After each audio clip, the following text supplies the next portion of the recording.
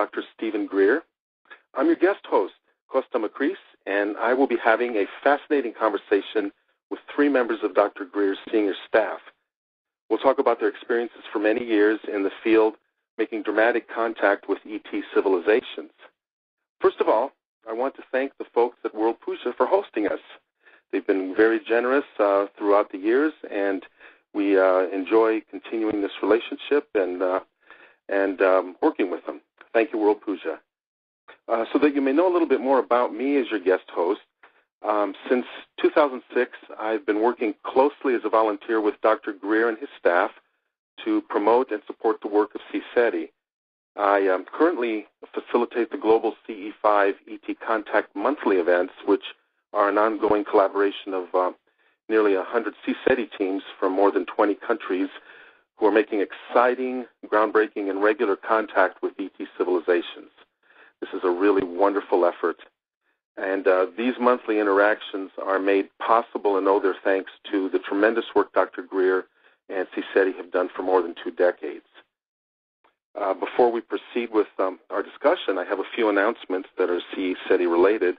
In general, for more information about Dr. Greer, CSETI, and disclosure, you can go to www.disclosureproject.org. That's one word, disclosureproject.org, and www.cseti.org. You'll find a lot of material there that will get you started and just amaze you. Also, it's worth noting that CSETI has an iPhone app now that can be used for ET contact.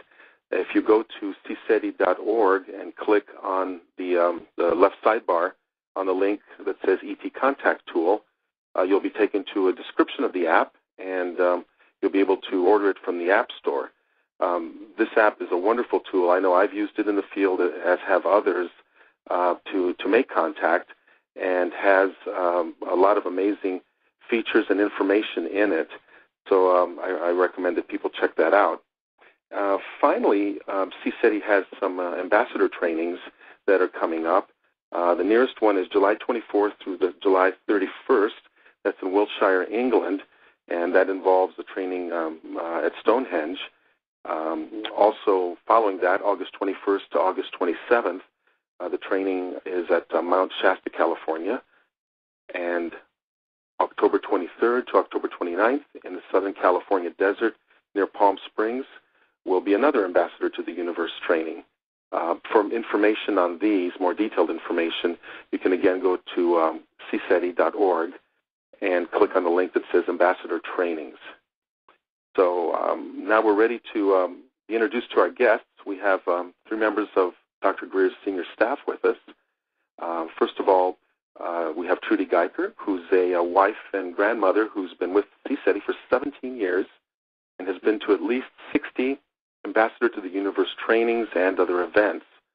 Along the way, she's helped train at least 1,500 people. Welcome, Trudy. Thank you. And Dr. Raven Nabulsi has been involved with CSETI since 1998 and is a senior member of the team and has also attended many Ambassador to the Universe trainings. Welcome, Raven. Thank you very much for having me.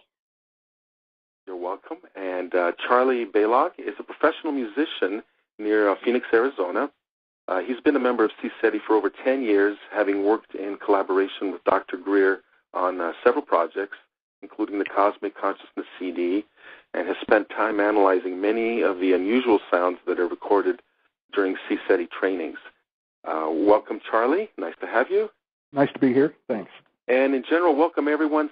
Thanks for joining in. I think we'll have a wonderful conversation based on your many years of experience in the field. And I'm sure our listeners might be thinking of all kinds of questions that revolve around, what is it like to do trainings? How did you get interested in this? What are some of the most fascinating trainings, etc.?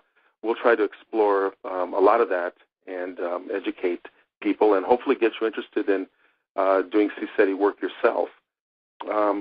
First of all, I'd like to address this to Raven, and I'll talk to each of our guests here and ask them the same question, and that is, just in general, how did you get involved in CSETI? How did you find CSETI? How did it interest you? Well, what happened is Dr. Greer was actually speaking at a UFO event in my hometown, and I went along with some friends that highly recommended I listen to what this man had to say because they had heard him on the Art Bell show and Coast to Coast. So I went, and I've always been interested in the subject, but I wasn't too interested in a lot of the materials that were out there. But when I heard him speaking, I really felt that he was onto something, and there was a lot of integrity there. So little did I know, though, he was mentioning that there was going to be an upcoming training in Sedona, Arizona that year. One of the people I went with actually secretly signed me up for the training. So I was a little kind of reluctant because I didn't know, who any of these people were or anything else. But when I went there, actually one of the first people I met was Trudy, and she seemed like a pretty normal person to me. So I got to know some of the people that had been coming, and we had just amazing events happen all week, and that was it for me. I was hooked after that. And what year was that? That was November of '98. Okay, yeah. So you've stuck with this for more than a decade. That's really yes. profound. And you, Trudy, what is your story of finding CSETI?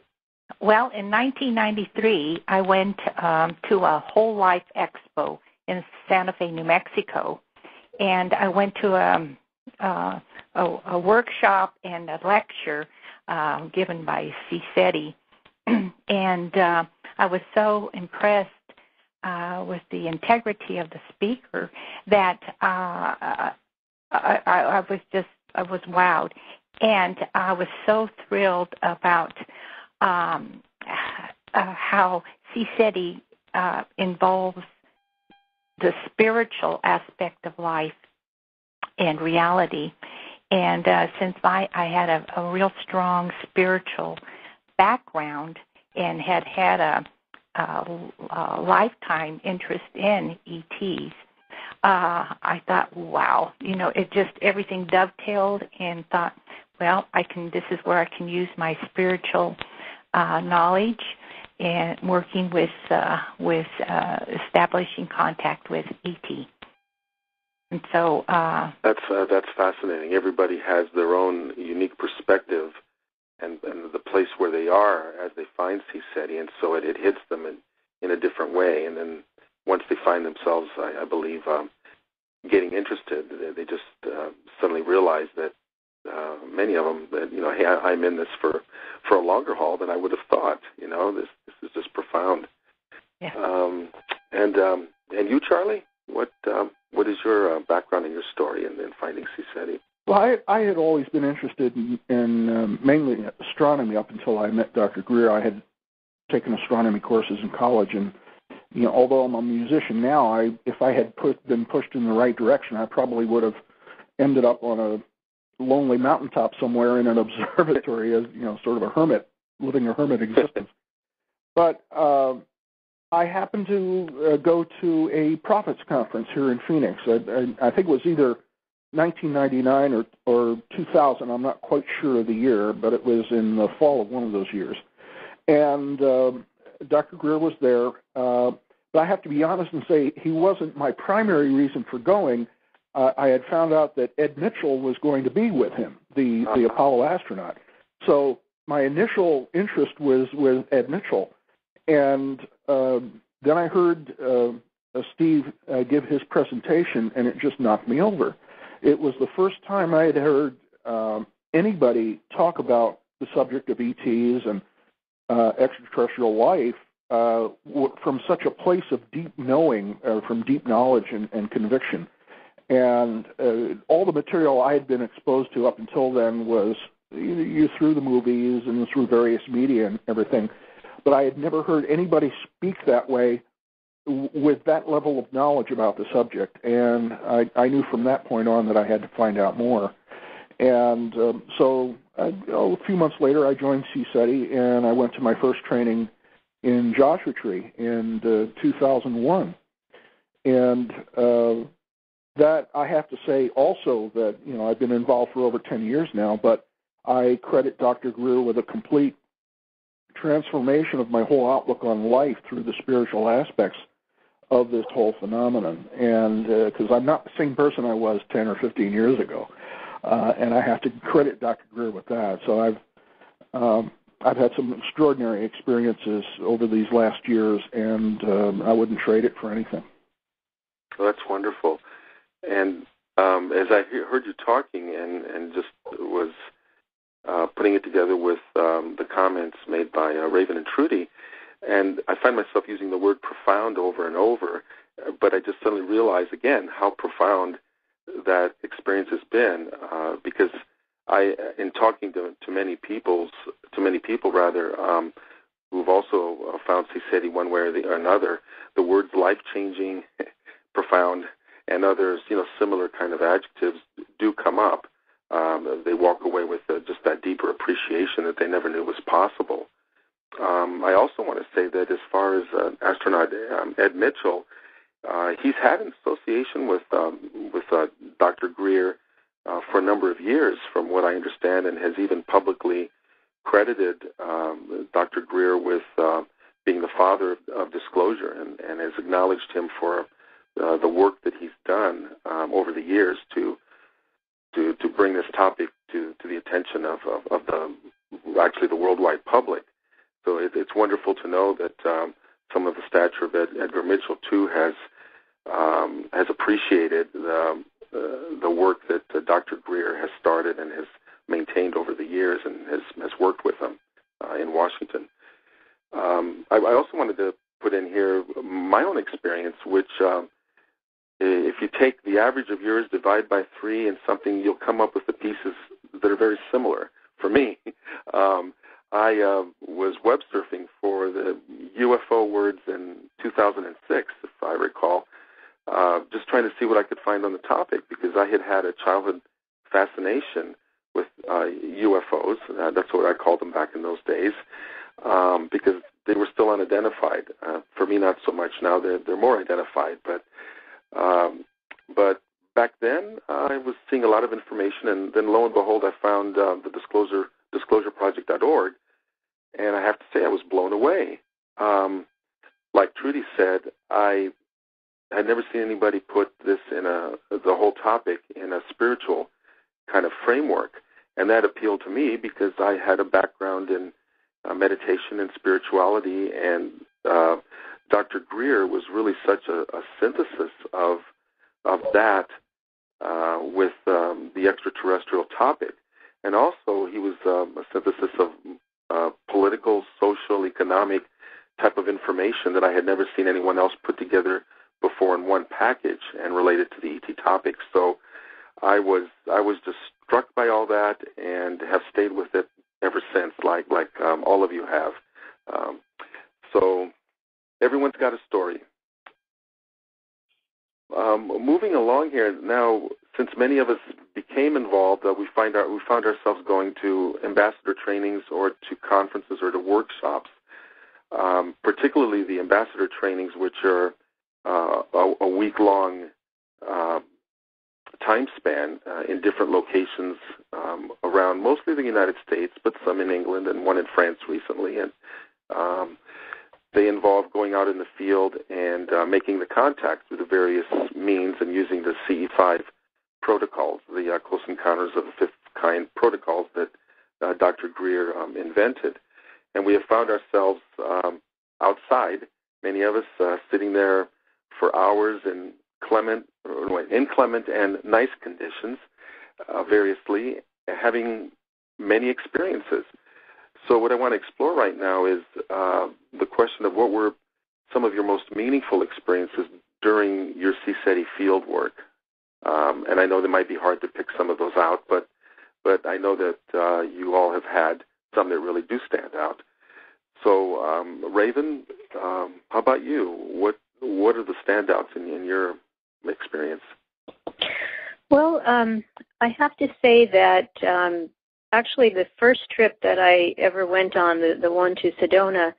At the very end of that week, I made a connection with an ET that I had been in contact with as a child, but it's a long story, but I had never actually seen him in like a physical type of form. It was always just like a light that I would see. And I had this sort of amazing meditation where I actually saw him in his form, and I was on board his ship, and I was told that I could actually fly the ship by putting my hand in this little hand plate and you basically think about where you want to go, and the ship will be propelled there. So that was like kind of an amazing thing to me, and I could actually feel that I was in my chair, but I was also on the ship at the same time. It was clearly this whole thing of, being bilocated I had never experienced before. And then I thought, my mind was still thinking, I'm imagining all this and this and that. So I told him, if you're in the area and you can do this, could you please, let me know that you're really there. So anyway, I kind of felt myself then be fully back in my chair. And when it was time for us to sort of share our experiences after the meditation, I told everybody what had happened, and then there was actually like a flashing craft that was above us for a short period of time after that. And, every time I'd think and ask him, can you flash again, it would happen again. So I really felt that, I had really made contact with this being. So that was, one of the big ones. And then a few years ago in Joshua Tree, we were all having quite a number of experiences, and the whole group was at the time, and we had heard some voices that were non-human, and we had seen flashes of light in the field. And as we were coming back to our chairs, there were still a lot of people out in the field, but I decided to settle back into my seat. And one thing I do is sometimes just randomly take photographs, and I captured what, we have come to believe was actually one of the ET beings that we had been hearing the voice of. So that was another big one for me. That's amazing, and I understand from that experience that particular picture has been published on the CSETI website. Yes. Exactly. That's wonderful, because one of the things is being able to share from these trainings, not only stories, but videos and still shots, sound recordings that we bring back, and being able to share them with other people who haven't been there before, or with the general public when they can make it on the CSETI website. I wanted to ask you a question. That the first thing that crossed my mind is the delicious thought in your first narrative there of being told you're able to go anywhere you want just by putting your hand in that little placeholder and thinking about it. What a delicious thought. I mean, you can just imagine if you asked 100 people the list of places that might come up from all of them. Did that even occur to you? Like, oh, this is great. I've always wanted to go to X place, and it's really that easy. Can I do that? It was kind of interesting because I think because I was conscious of also being, part of the circle back on Earth, I felt like, I had to kind of get back there in a sense, because wherever I was in the meditation, it was outside of the Milky Way galaxy, and I could see this beautiful giant spiral in space that we were looking down upon. So I kind of felt maybe from my first, launch, I better just get back home instead of going all over the place. So I was just thinking of Earth, and the hand plate, interestingly enough, had only 4 spots for 4 fingers. So, I kind of put my ring and my pinky finger in one slot and then the rest in the others, and it fit perfectly. And then there I went. But I could see us coming through the Milky Way galaxy and then slowly passing the planets and then eventually come back to Earth. So, but yeah, at the time I never thought, wow, I could go wherever I went. So suddenly a trip to Hawaii seems so pedestrian, right? When you're out there looking at the Milky Way, right? Exactly. Go anywhere, it's like, oh, maybe I better think bigger picture here. That's fascinating detail. And you, Charlie, then, how about some of your most meaningful experiences during trainings? Well, you mentioned the profound nature of what takes place during these trainings. I can say without hesitation that nearly every experience that I've had has been profound on some level. But I think probably the most impression, the greatest impression that was made on me was during those first few trainings that I attended, and I've spoken about this with Dr. Greer on a previous program about a vision I had during a morning meditation at that first training I went to in 2001. And it was a vision of the CSETI logo, the three globes connected by straight lines. And in my vision, it was three-dimensional, and I was looking up in the sky, and I saw the three globes very large. It almost looked like a spacecraft, and it was. In my recollection, it was maybe 120 feet on a side, and it was rotating in the air in front of me. And as each of the globes passed by me, there was a specific set of lights within the globes and a specific sound. And it was a very musical sound, and it was so incredible. I never expected to experience anything like that. My intention of going to the training was, hopefully, I'm going to meet E.T. or I'm going to see an actual spacecraft. And this happened it was only really the second or third morning during a morning meditation before everybody got together.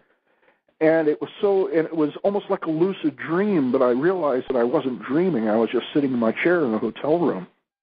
And the sound and the music that I heard was very memorable. And what was frustrating at the time is that I had to remember everything. I didn't have a keyboard in front of me to try and recreate the sound that I heard. So I had to jot down quick little notes after I came out of the meditation.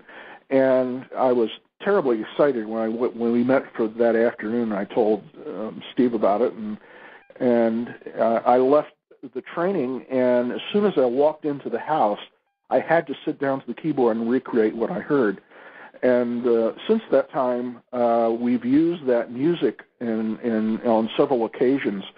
It's become, for a lot of people, it's become sort of almost like a meditation sequence when they listen to it. And it's of course, we've had it on some of our recordings available through the website, and the logo that you see on the website is an actual artist's interpretation of what I saw that morning. There's one other experience, real quick. I won't take too much time. That of experiencing a remote view of a facility in Crestone, Colorado, the following year. 3 weeks before the training in June in Crestone, Colorado, I, just as an experiment, I sat down in a chair and meditated and suggested to myself just the word Crestone, because I wanted to see if I could actually see any structures there or landmarks that I could corroborate when I arrived there 3 weeks later. And what had happened was I had actually seen a beautiful meditation dome that's built as part of a Zen Buddhist retreat there on the side of the mountains above Crestone. And I had seen it in great detail. I told Debbie Foch about it, the CSETI coordinator, about 3 weeks ahead of time, and she laughed on the other end. She says, "You're going to be very surprised." And I went to Crestone and saw exactly what I had seen in the remote view. This is something I had never, ever done before. And the experience was so not unnerving, but just so profound, and it got my adrenaline pumping that I literally broke down in tears. It was such a shock that I was able to do something like that. Not only had I remote viewed the actual facility, I had actually remote viewed it in the future at the point that I was going to be there, because there were some decorations and things in the dome that weren't normally there. They were only there at the time that I was going to be there. And that was probably the most gut-wrenching. It was a wake-up call, a very profound wake-up call that all this is possible. I see. Just amazing. Well, what strikes me about all of your stories and experiences I've had, too, is that when you're on these trainings with Dr. Greer, or when you're doing your own CSETI work, say in your backyard or in your locality, there's that meditative spiritual component that isn't there with other types of UFO, what's called UFO work. We call it extraterrestrial intelligence, ETI. And what I mean by that is there's always the aspect of what you see in the sky or around you, and many people love that. I'm one of them, being able to sight and then follow objects and communicate with them. But there's also that other component that's really special about the trainings that we've all been on, and that's the inner experience, where you're meditating with either you're by yourself or with a group of people, and getting into that what Dr. Greer calls the CTS, the coherent thought sequencing, the group mind, just like a laser, where all the wavelengths of light just become a single wavelength and are coherent. Then, so everyone in the circle puts out thought in that same way, and that is something that the extraterrestrial intelligence can kind of home in on very easily, and I think that thrills them. And so that component of the experience is something that I believe is really the core of the experience, and the rest of the stuff in the sky is just is an addition and an embellishment. But the spiritual contact, I find people coming back to over and over and wanting to repeat. So they continue, meditating and sticking with the group to make contact that way, and it does work, and as you all know.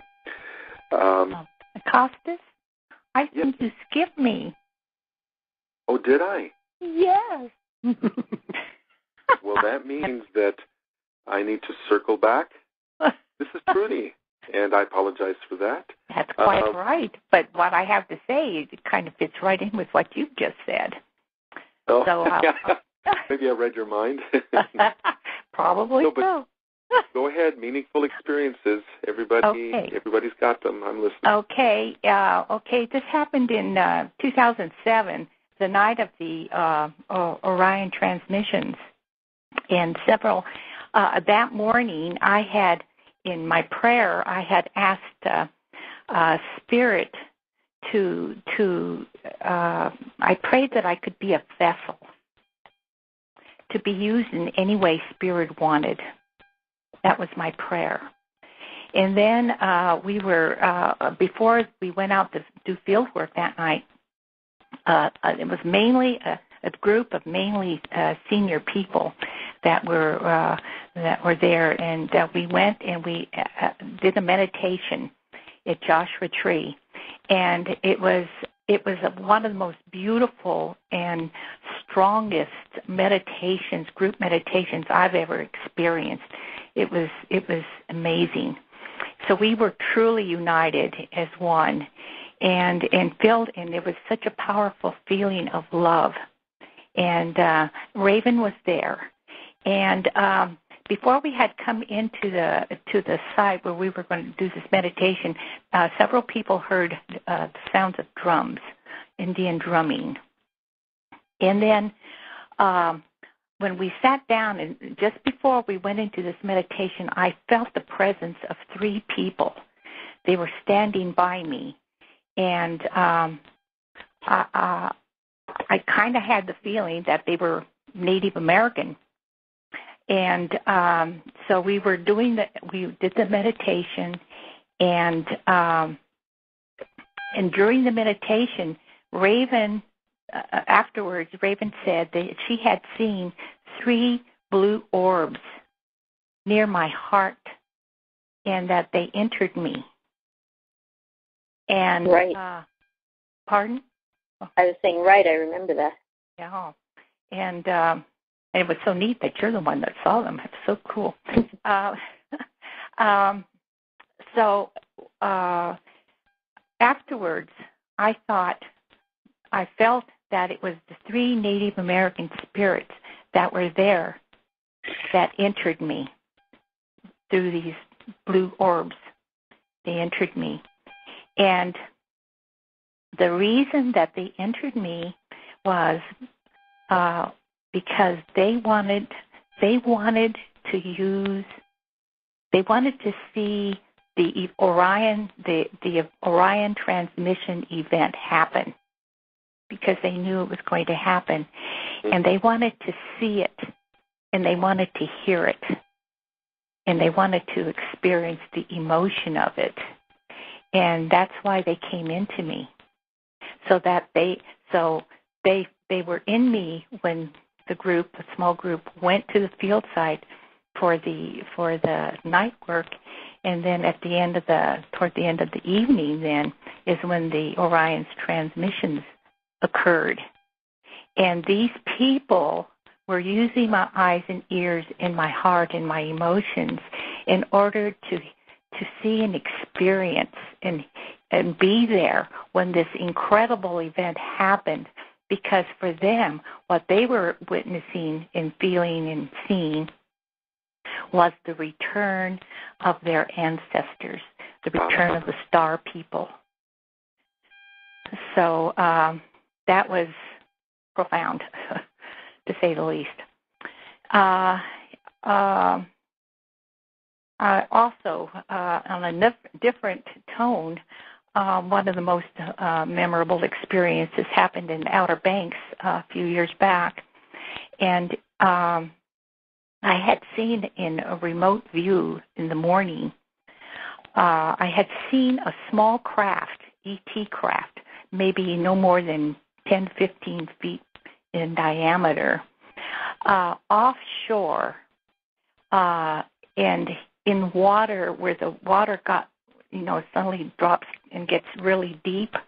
And I saw this craft there in the water, just off the shore of where we were going to be that night. So that night we went out, and sometime during the night, several hours into the night, all of a sudden this plane came around from came around from in front of us, off in the distance, circled around to the right, and then came real low, really low to the beach.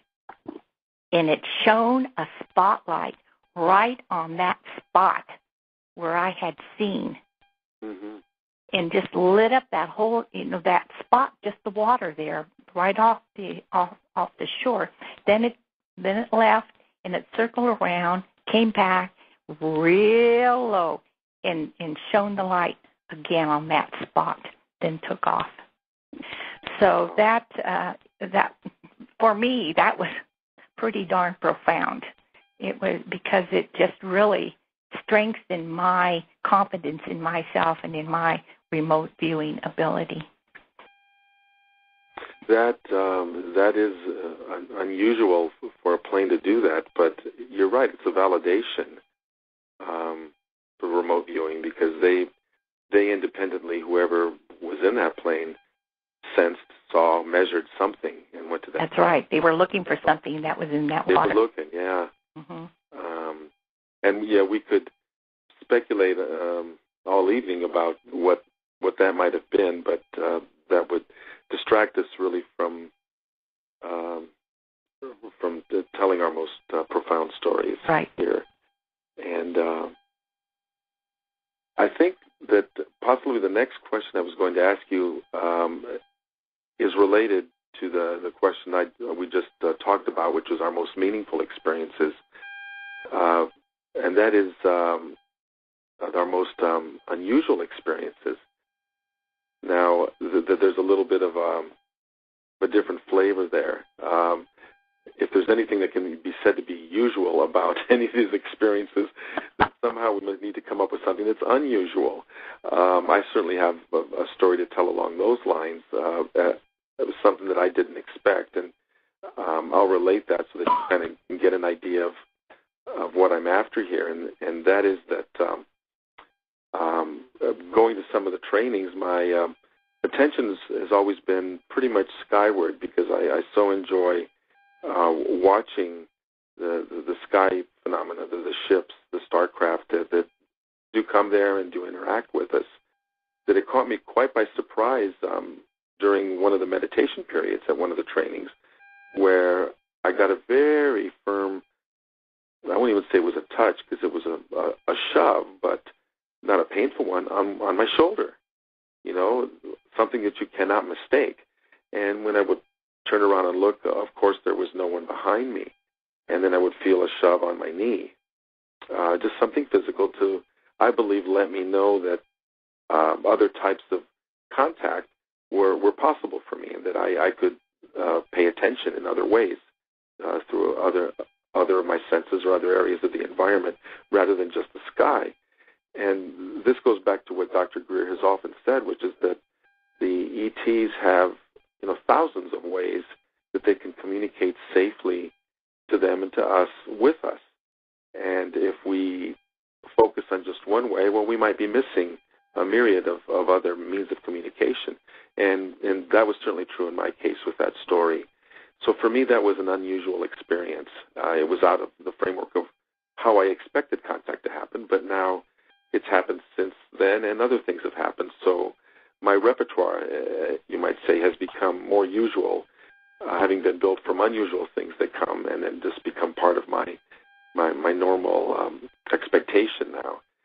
So having said that, for you, we'll start with you, Raven, in the realm of the unusual, what do you think stands out as having been that? It's difficult, like you said, because there's just, it can all be construed as unusual.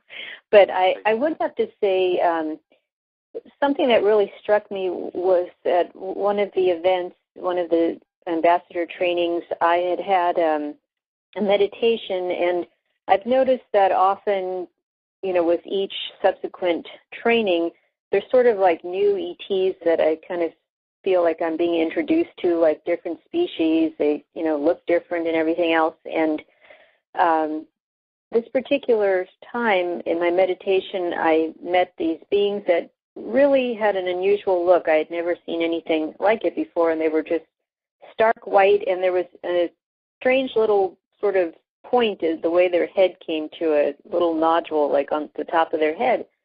And they had these very large blue eyes, but they were very sort of meek and quiet. And somebody else during that meditation encountered the same being. So I thought, wow, that's pretty interesting. So there was, some corroboration that way. And that's one thing that I always find really fascinating is when other people, within our group end up having like a very similar experience or meeting the same entity that way. So I think that really kind of stands out to me.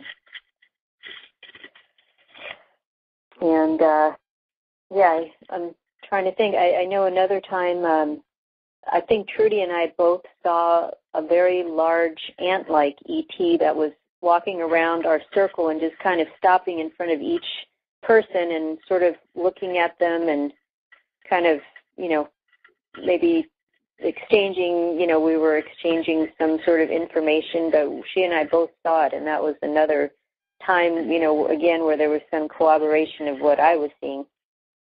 That's amazing. That's really heartening. I would just like to make a comment about what Raven just said, because that was really cool. And when I saw like black legs in the circle. And then later on, I saw a black ant head. And then Raven said that she saw the whole person together. So it was interesting phenomena that happened there. Yeah, I should say. And as for you, Trudy, did you have any other unusual experiences in addition to that? Oh, yeah. Oh, yes. Oh, my gosh, I'm like Raven. There's just everything could be said it's unusual, but anymore it's not so unusual. It's very usual. One of the most amazing things that happened to me happened in 1998 at Joshua Tree, and we were sitting in circle near some cliffs, some high rocks and everything.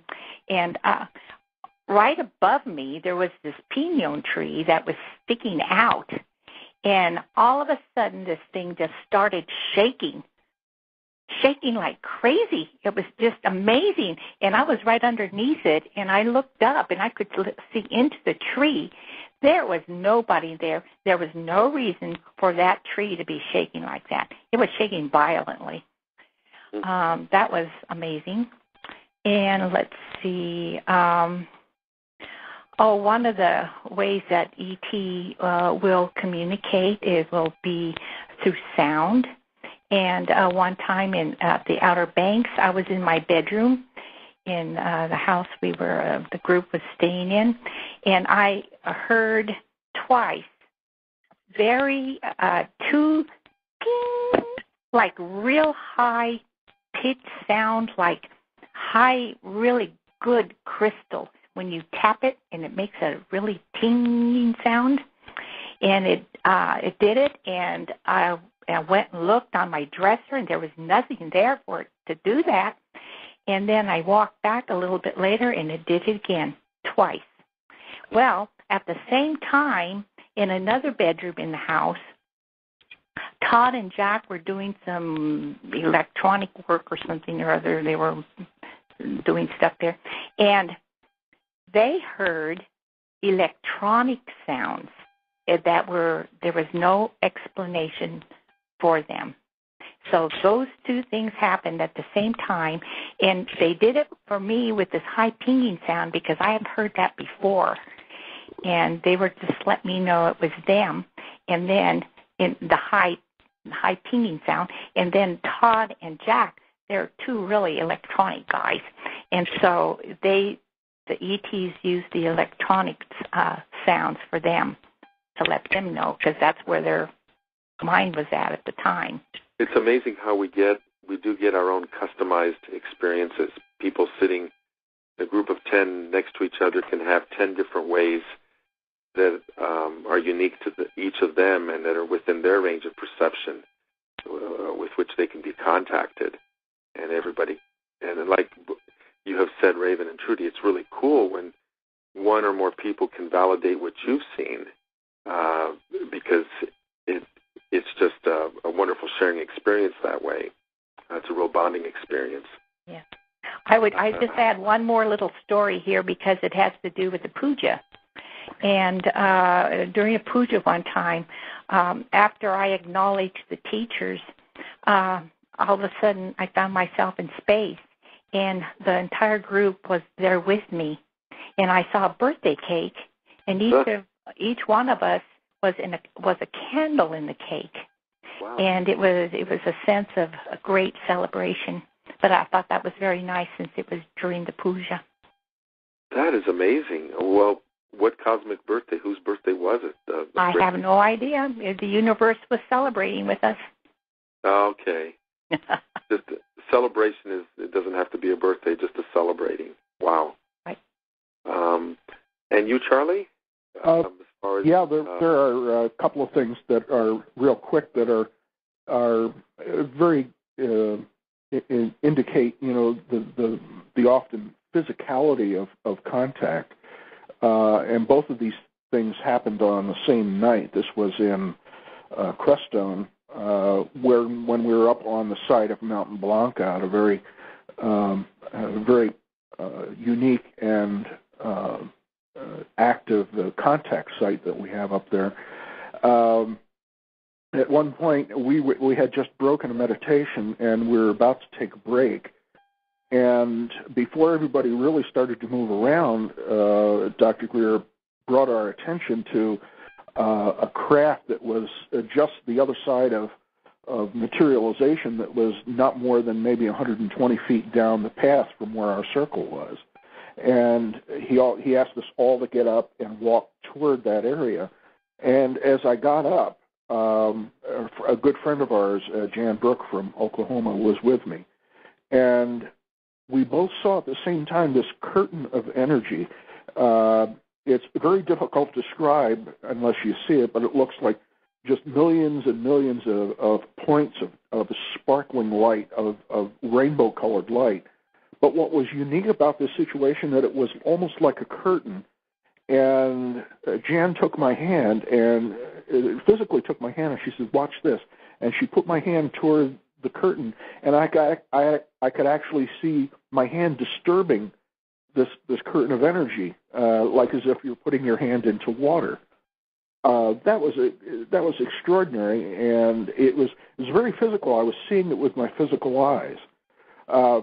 The other thing that happened, we went up to this special contact site just above where we normally form our circle, and Steve conducted a very deep meditation up there, and when we were leaving that site and coming back down the mountain, I distinctly smelled the scent of roses, a very strong scent of roses. And in that area, the mountain is just covered with scrub pine, which really doesn't have much of an odor at all. We were out in the cool night air, and there wasn't much of a scent of anything up there, but to smell roses in a place where there should be no flowers at all was extraordinary.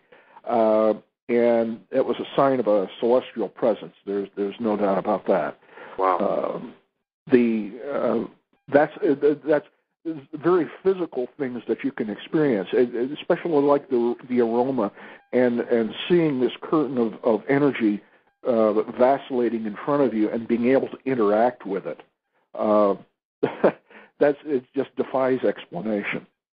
Well, we sometimes, in those trainings, as we reflect back on what we've seen and been a part of and have sensed, I don't know about you, but I feel like I've been on the set of a science fiction movie, but I know it hasn't been. I know it's been real, and I've been there with 20 to 30, 40 people, each of whom many times has also experienced something. And it's just remarkable the great narrative that we can all weave with our separate stories from any given training.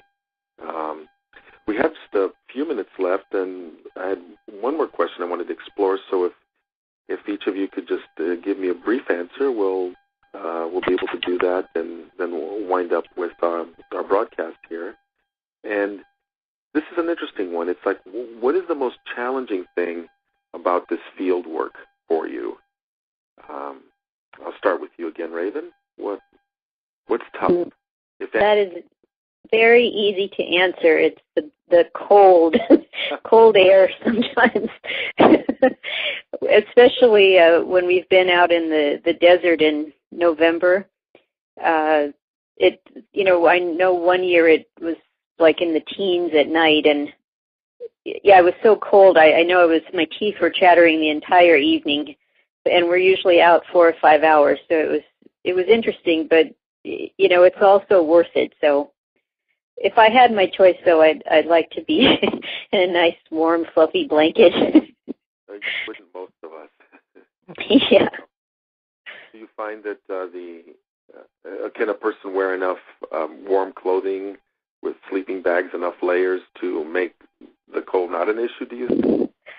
Well, I had so many layers on I could barely walk, but it still was I think that's my biggest challenge. And that's, again, the P word, a profound challenge, because that's pretty distracting, trying to maintain cosmic consciousness under the stars when your teeth are chattering. Right.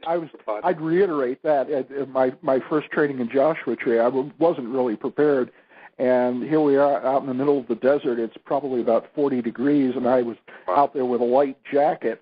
And my teeth were chattering, and I'm saying to myself, "You expect me to meditate like this?" Exactly. I learned my lesson at that first training, and I've gotten used to it over the years. But I'm very well prepared for it now. There's no doubt about that. And you, Trudy, what has been most challenging for you? Well, it's I pride myself on being alert at all times, and but it get toward the end of the week, and after being up late so often, and the sleep patterns being disturbed, toward the next to the last and the last night, it's a challenge to stay awake and alert, mm-hmm.